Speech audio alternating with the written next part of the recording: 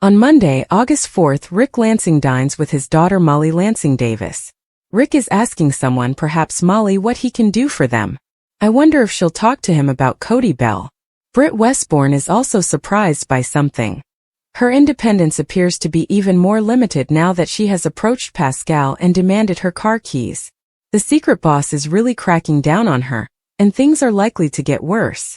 Christina Corinthos Davis offers Cody Bell an additional $10,000 to perform some dirty work. I am certain it is about Ava Jerome, and he agrees. I can't wait for Christina to get arrested for all of this, since Molly will not appreciate it, especially since she nearly killed her father. It appears like she is on borrowed time. General Hospital spoilers. Ava has a proposal for Alexis. Harrison Chase runs into Gio Palmieri and may try to persuade him to speak with his mother. Brooklyn Quartermain and Gio ask Emma Scorpio Drake to keep something private. This could be about his parents. It could be about the break-in that they are planning using the master key. Ava has a proposal for Alexis Davis and informs her that she wants to exclude a third person from the payments, which is of course Rick. So it appears that Ava is trying to punish Rick out of jealousy for Elizabeth Weber. I'm curious if Alexis will bite or not, since if she shuts off the money, Rick may still seek charges against Christina because he was the one who was harmed. Christina would have to acknowledge she targeted Ava. Rick actually has a much stronger case for blackmail than Ava does. It'd be ironic if they left her out. General Hospital spoilers. Lulu isn't helping the situation. Jocelyn Jacks tells Carly Corinthos Spencer she's leaving town to take a break from Vaughn and try to figure things out. Anna Devane runs into Albrecht on the pier, and I wonder if Anna would gently question Liesel to see if she knows anything about what Jason Morgan suspects, that Britt is alive. Chase tells Brooke Lynn that they can't move forward with the adoption process unless she resolves issues with her current child, Gio, which she obviously wants to do, but he's not interested, and Lulu Spencer isn't helping. On Tuesday, August 5th, Jen Sidwell attempts to convince Tracy Quartermain out doing something. This could be related to her continued attacks on Sonny Corinthos just because Marco Rios is in danger. I don't think Sidwell intends to bury the hatchet or extend an olive branch. I believe he will be more subtle in the future, but he is determined to destroy Sonny, and Marco has joined him in this effort. Willow Tate wants to make things right. We'll see if it's with her boss, Portia Robinson, or Michael Corinthos. Carly Corinthos has a very candid conversation with Lucas Jones. I'm sure Sonny is the topic. Carly dismissed Lucas' affections for Marco and defended what Sonny did to him. So I'm not sure how far she'll get with her brother Lucas. General Hospital spoilers. Jason tells Sonny about Britt. Jason meets with Sonny at Metro Court after the annual baseball game and tells him about Britt. It appears that he will chat to him about Britt. Michael discusses his suspicions with someone. I think it's a long shot that Michael assumed Willow was the one toying with Daisy, but it might be that Drew Kane and Willow aren't done on General Hospital, or that she's in no state of mind to be anywhere near their children right now. On Wednesday, August 6th, Danny Morgan advises Rocco Falceroni. Of course, Dante Falconeri just spoke with Danny, asking questions about Liesel, so I'm sure that's the issue. In addition, Sonny makes logical connections, and I'm curious what he's figured out. I still want to know who was behind the penthouse bombing. Dante was summoned to the mayor's office. Laura Spencer Collins wishes to speak with him, and I believe it is regarding the Rocco and Liesel problem. She gave Lulu Spencer advice, but she knows how her daughter is and she may not heed it. I wonder whether she'll try to persuade Dante to talk to Lulu. Also, Chase lashes out at Michael, and I'm guessing it's because Willow isn't permitted to see the kids despite having dumped Drew. Lulu gains a new ally, and I wonder if this person will be anti-Liesel. General Hospital midweek drama. Secrets, suspicions, and family conflicts heat up on Thursday, August 7th. Anna requests a favor. It could be to assist Jason in his quest for Britt, or she could be assisting Gio if he was caught doing Emma's dirty job at Hank Dalton's laboratory. Speaking about her granddaughter, Emma has a conversation with Trina Robinson, and I'm curious if it's about Jocelyn taking off and leaving the job. Emma may be outraged, claiming that Joss took the position to screw her over and then tossed it away. Jordan Ashford gives Laura an update, and I wonder if it's about Sidwell, Sonny, Drew, and all the messy details of the kidnapping. Brooke Lynn also vented to Sonny. Of course it's about Gio, but it might also be about Rocco or Lulu. General Hospital spoilers. Drew tracks down Elizabeth. Rick is challenged by Ava, who wants to know if Rick is all about the money and does not want Ava personally, but rather Liz. Her ego is taking a battering and Cody is stroking it, so things are a disaster. More of Christina's manipulation. On Friday, August 8th, Carly runs something by Jack Brennan, which could be concerning Jocelyn and Vaughn, unaware that Jack has sent them out of town together, posing as a married couple. Drew tracks down Elizabeth. I wonder if he has any queries regarding Willow, who is staying with her. Britt defies orders on Friday. She's furious that her mysterious boss has her so closely controlled, but resistance could put Britt in danger. I wonder whether her new boss will be a new GH villain, or simply a blink-and-miss-it item that Jason will dispose of. Dante and Lulu are upset, most likely over Liesel Obrecht. Anna expresses her opinion to Jason. I wonder if she's stopping him from pursuing Britt. I doubt he will wait long after hearing Britt shout and sound distressed. General Hospital weekend spoilers. Britt's defiance and Jason's urgent search for her from August 11th to August 15th. Jason is most likely packing his bags for Croatia. He appears to be dumping the black. He slips into a fine light blue suit, appearing to be wealthy and respectable as he walks to the posh resort in search of Britt. Of course, Jason is concerned about it, which is a good thing because Britt is in trouble. She may be flirting with fire by disregarding her boss' directives. I wonder if Jason will save her, or if she will be unable to travel because that is the only place she can obtain the medication she requires. I wonder if Jack will feel bad about all of his lies and deceptions with Carly concerning Jocelyn. Clearly, this arrangement is unsustainable. General Hospital spoilers for August 11th to 15th. Things could change for Rick and Ava very soon. Dante and Lulu discuss their next moves with Rocco. If Jason returns to town with Britt, Lulu will be completely taken aback. I am sure she will try to blame Brooklyn for that as well. Willow is planning, and Nina Reeves is concerned about what her daughter will do, and whether Willow will exacerbate the situation by plotting against Michael. Drew is plotting icy revenge against his adversaries. Martin Gray is looking into Monica Quartermain's past, and Sidwell and Marco are devising a new plan to deal with Sunny.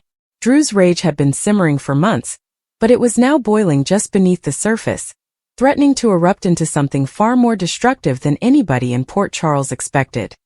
His calculated nature made him appear serene to those around him, but those closest to him could sense the shift. The way his eyes lingered too long when someone mentioned Sunny, or how his voice dropped into a deeper, darker range when he spoke of betrayal.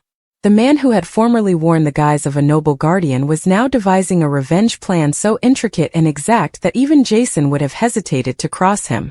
It began with a single tiny movement. Drew began isolating his targets, erecting walls around them with strategically placed lies and half-truths. He knew how to exploit his rival's emotional weaknesses, especially now that he had so much first-hand knowledge of how they operated. He had spent enough time watching, listening, and waiting. The time had come, and he planned to capitalize on every broken alliance and deep quarrel that had arisen as a result of recent events. Drew, however, was not only concerned with people who had directly hurt him. His reach stretched into areas of Port Charles that many had not anticipated. He began exploiting power dynamics in the Quartermain family companies, pulling financial ties that entangled some of the town's most powerful characters. Those who had previously ignored him were now finding their projects stalled, their accounts frozen, and their leverage gone. They couldn't link it back to Drew just yet, but his fingerprints were all over the chaos. Britt, meantime, had no idea she was being monitored. At least not initially. Her life had now begun to feel more peaceful, if not stable. She had been working tirelessly at the hospital, attempting to leave behind her troubled background. But secrets never stay hidden for long in Port Charles, and Britt's history was rife with enough shadows to fuel many vendettas. It wasn't until she started receiving anonymous notes that the panic set in. Each message was more menacing than the last, and they all hinted at information that no one should have, details that only someone with access to her most sensitive files would know. Britt initially discounted the messages as the product of a disgruntled patient or some insane admirer, but that assumption crumbled when she discovered her office had been broken into. Nothing had been taken, but everything had been touched. Papers slightly out of place, drawers slightly open. Whoever had been inside was not looking for anything. They were conveying a message. She began to carry a secret panic with her, peeking over her shoulder, startled at unexpected noises, and doubting every face she saw in the hallways. And she had no idea Drew was watching from afar, not with malice but with calculation. She wasn't his adversary, but she had become a piece on the board. Drew didn't want Britt to die, yet, but her participation in his adversaries' lives made her a liability. She knew and cared too much. That rendered her unpredictable. Britt had links to people that Drew needed to manipulate or eliminate. Jason once cared about her. Liesl was her mother. Nina still considered her to be family. Drew needed to unravel a web centered around Britt in order to reach his endgame. And while he didn't want to hurt her, he wasn't above sacrificing her if she stood in his way. As Britt struggled to retain control, she confided in Liesl, who immediately recognized that something more was at work. Liesl's protective instinct kicked in. She began going through hospital security footage, calling old acquaintances with questionable morals, and pressuring her allies for information about who might have a grievance against Britt. But the trail was quite cold, which triggered even more warning flags. Liesl had been involved in enough illicit activities over the years to recognize a well-executed trap, and she was concerned that Britt was being duped into one. Meanwhile, Drew's revenge plot was entering a new stage. With Ned preoccupied with personal concerns and Michael stretched thin between the chaos with Sonny and his own family, Drew made his most risky attempt yet. He began planting phony documents and exploiting legal loopholes to gain control of some Quartermain assets. Michael began to see discrepancies, missing documents, unusual financial transfers, but every time he brought them up, Drew pretended to be only helping to stabilize things. Gaslighting became part of the plot, not simply to deceive Michael, but to gradually break him down. But Michael wasn't the only one who became suspicious. Carly, whose instincts rarely failed her, began to feel the shift as well. Drew's eyes did not light up like they used to. His friendliness felt colder and more theatrical. He no longer confided in her as he once did.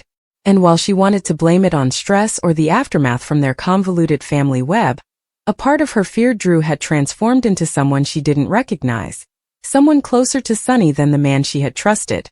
Carly was not the only one to notice. Dante began looking into a series of strange happenings, including missing files from PCPD databases, anonymous leads that led nowhere, and security footage that had inexplicably vanished. Each path he took led to a dead end, but his instincts told him that someone with intimate knowledge was manipulating everything.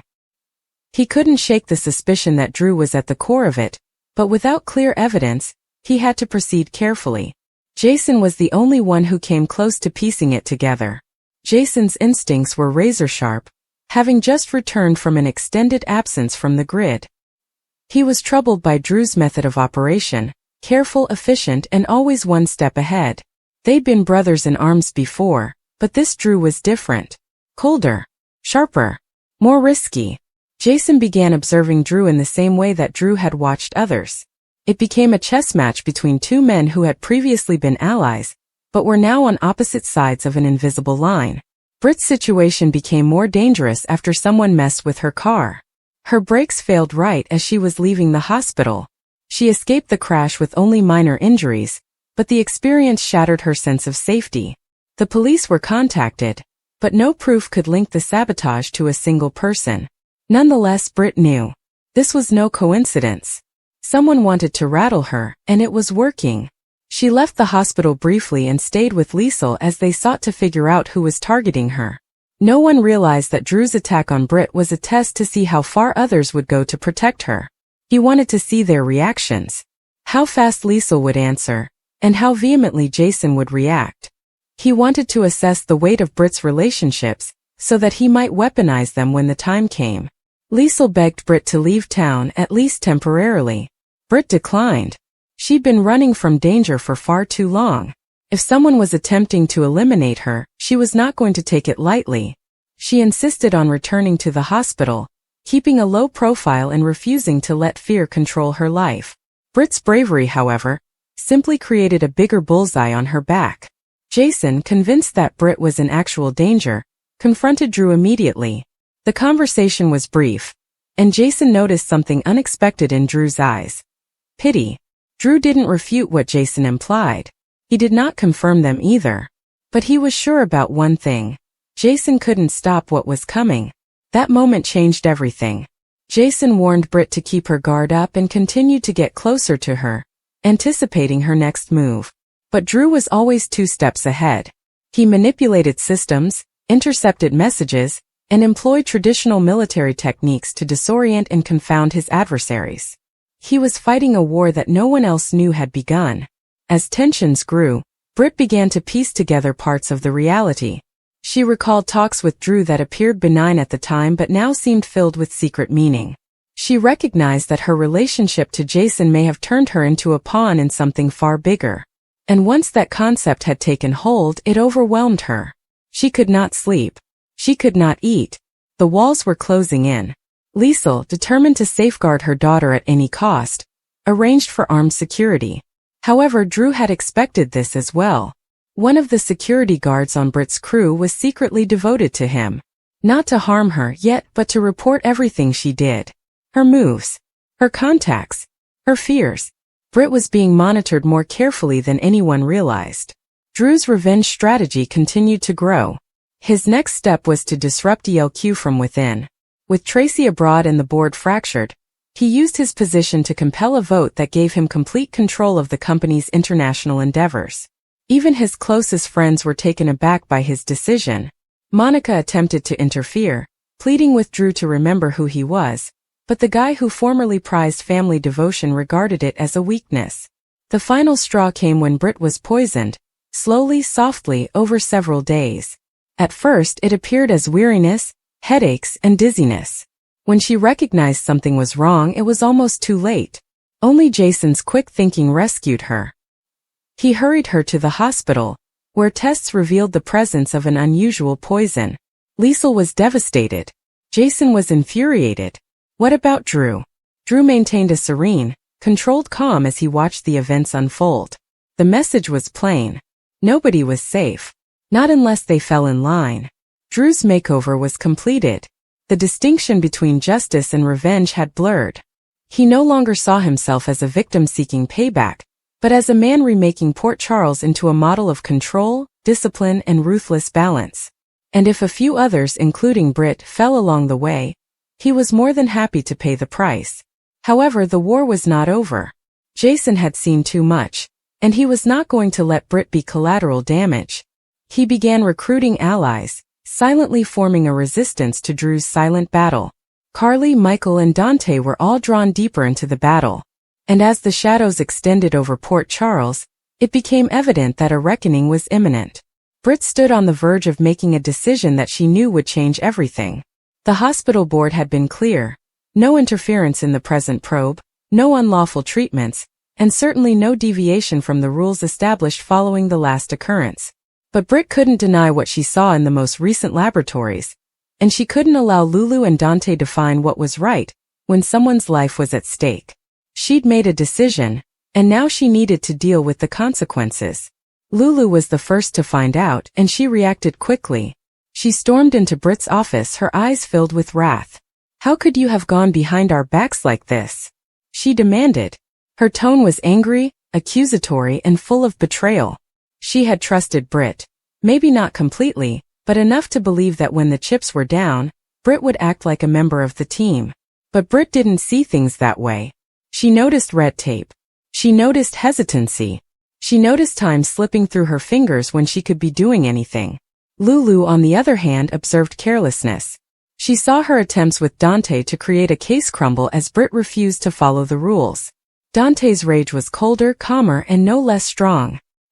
He did not raise his voice. Instead, he remained in the doorway, arms crossed, staring at Britt as if he didn't recognize her. "We only had one job. Keep everything above board. You compromised that." His words stung differently than Lulu's. They weren't yelled, but they were full of disappointment. Britt tried to justify herself, explaining that she'd done what she believed was right. But the expression in Dante's eyes silenced her. He did not want explanations. He sought accountability. Meanwhile, Chase had his own problems to tackle. The issue with Britt had revealed deeper fissures, including Michael, secrets, and actions that no longer made sense. Chase addressed Michael with the frustration of a man who had kept too much hidden for too long. What did you know? He asked firmly, arms folded across his chest. Michael attempted to play dumb at first, but Chase was not having it. The animosity between them had been boiling since Michael gradually took greater power behind the scenes, making decisions that were not his. Chase felt betrayed again. Michael finally stated that he was aware Britt was considering going outside of the board's decisions, but had not attempted to stop her. He believed Britt's instincts were correct. He'd read the reports too. However, Chase could not believe what he was hearing. Did you let her do this? He said, astounded. You knew what this would mean for all of us, Michael countered, arguing that saving a life should take precedence above hospital politics and rules. But Chase didn't think that was the objective. Michael had breached trust again, acting as if the rules did not apply to him. Back at the hospital, the fallout grew. Lulu was making calls, attempting to contain the damage before it spread to the public. Dante was already preparing his report, and the board was holding an emergency meeting. Britt was suspended awaiting an investigation, but she exhibited no evidence of remorse. She sat outside the hospital, watching ambulances arrive and depart, and for a brief while she considered whether she'd gone too far. Yet then she remembered the patient, barely hanging on, yet alive thanks to her intervention. That was enough to calm her worries again. Nonetheless, she realized she was on an island. Lulu refused to speak with her. Dante, previously a careful comrade, now avoids her completely. Even others in the hospital who appreciated her bravery remained quiet. Nobody wants to get caught in the middle. She was now radioactive, just another liability. But Britt's been there before. She understood how rapidly the tides could turn in Port Charles. All she had to do was get through the storm and wait for the next catastrophe to move the spotlight. Chase wasn't finished with Michael. Following their initial argument, he returned with more questions and rage. You always do this, he replied. You claim it's about helping people, but it's always about control. You want to run everything, but when things goes wrong, someone else cleans up the mess. Michael hit back, accusing Chase of being too rigid and hesitant to make tough decisions. You assume the world is black and white, but it is not. Chase didn't disagree with the concept, he just didn't agree on who got to decide when and why. Their fight was not solely about Britt. It was about everything that had been developing for months. Trust, bitterness, power, and a blurring of right and wrong. The confrontation concluded without conclusion, with two men going away even enraged than before. Michael fled to the Quartermain estate, surrounded by individuals who nodded in agreement but rarely questioned him. Chase returned to the precinct, writing reports and clenching his teeth over decisions he couldn't reverse. Lulu, for her part, rushed to contain the damage. She issued public statements, worked backchannels with the board, and ensured that no one forgot that she and Dante had advised Britt not to act. She despised having to do it. Britt wasn't her adversary. But at Port Charles, devotion did not always trump survival. Lulu had too much to defend, and being the responsible one came with too many consequences. She couldn't afford to go down with Britt, particularly now. Behind closed doors, Dante questioned whether they had handled things correctly.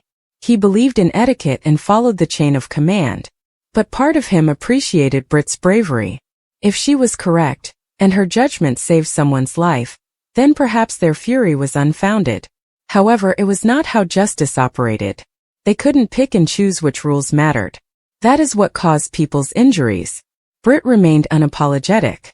Even when the board released its findings and recommended disciplinary action, she refused to back down. You can suspend me. You can fire me. But I will not apologize for saving a life. Her remarks reverberated throughout the boardroom and into the hospital halls, where nurses and interns debated whether she was a hero or an idiot. Britt didn't care.